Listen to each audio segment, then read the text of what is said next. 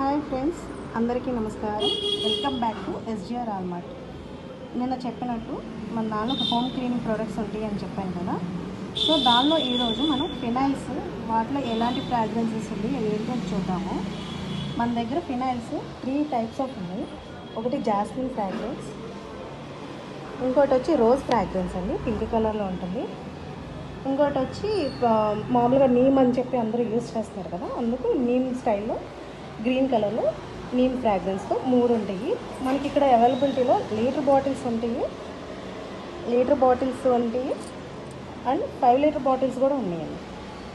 చూడండి ఎంత థిక్గా ఉంటుందో. మీకు ఈ క్వాలిటీ అయితే బయట దొరకదు, థిక్నెస్ ఎక్కువ ఉంటుంది.